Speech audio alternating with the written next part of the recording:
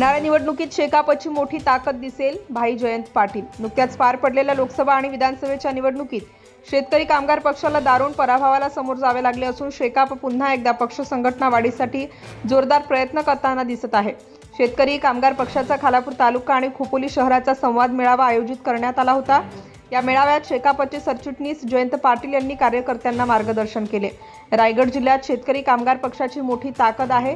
यातच खालापूर तालुक्यात शेकापची मोठी ताकद असून येणाऱ्या जिल्हा परिषदेच्या निवडणुका, नगरपालिकेच्या निवडणुका, ग्रामपंचायतच्या निवडणुका शेकाप मोठ्या ताकदीने लढून आपली ताकद पुन्हा एकदा दाखवून देईल, असे आवाहन सरचिटणीस जयंत पाटील यांनी केले आहे। यावेळी शेकाप सरचिटणीस जयंत पाटील, माजी आमदार बाळाराम पाटील, रायगड जिल्हा चिटणीस सुरेश खैरे, माजी नगराध्यक्ष जे.एम. म्हात्रे, रायगड जिल्हा परिषदेच्या माजी अध्यक्षा सुप्रिया पाटील, खजिनदार अतुल म्हात्रे, प्रीतम म्हात्रे, शेकाप खालापूर तालुका चिटणीस किशोर पाटील, शेकाप नेते संतोष जंगम, माजी नगराध्यक्षा शिवानी जंगम, संतोष पाटील, रवी रोकडे, कैलास गायकवाड, प्रवीण लाले, गुरुनाथ साठीलकर आदींसह अनेक कार्यकर्ते मोठ्या संख्येने उपस्थित होते।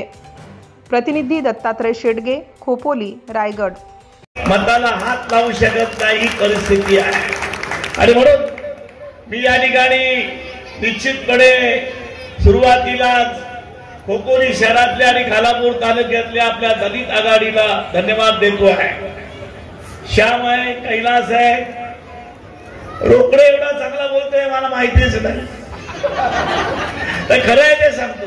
मी नेहमी स्पष्ट बोलणारा एक कार्यकर्ता आहे, परंतु या लोकांनी जर खरोखर काम या पद्धतीने केलं तर खोपोलीचं चित्र हे बदलू शकतात। ही खोपोली जी सोन्याचा धूर काढणारी आहे, ती उभी करताना महाराष्ट्रातला जो गरीब वर्ग होता खोपोलीमध्ये येऊन स्थायिक झाला, त्याच्यामध्ये दलित लोक मोठ्या प्रमाणात या शहरामध्ये आले आणि त्यांनी ही खोपोली उभी केली।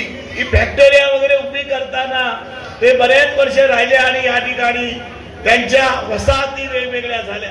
मला वाटतं 8-10 वसाहती साहेब असतील आणि त्या वसाहतीचं पुनर्जीवन झालं पाहिजे, पुनर्वसन झालं पाहिजे आणि पंतप्रधान आवास योजनेमध्ये या ठिकाणी किंवा SRA मध्ये आपण या झोपड्यात घेण्याचा माझा मनोदय होता।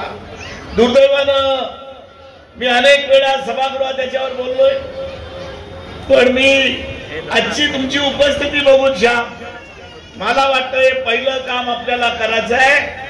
या ठिकाणच्या जो गरीब माणूस आहे, जो कष्टकरी माणूस आहे, त्यांना तुम्ही संघटित करा, त्यांचे प्रश्न सोडवा। खोपोली नगरपालिका आपण ताब्यात घेऊ शकतो एवढी ताकद तुमच्याकडे आहे आणि म्हणून या ठिकाणी जे आपल्या जिल्हा चिटणीसांनी सांगितलं की या ठिकाणी काम करत असताना मताची टक्केवारी आपली वाढली, मताची टक्केवारी वाढली नाही तर मताची टक्केवारी लक्षणीय वाढलेली आहे। बाळाराम पाटलांना जी 1.5 लाखाच्या आसपास मतं पडली, प्रीतम म्हात्रेंना जवळजवळ 85 ते 89,000 मतं पडली, अलिबागला आपल्याला 85,000 मतं पडली, 40,000 मतं आपल्याला पेणला पडली।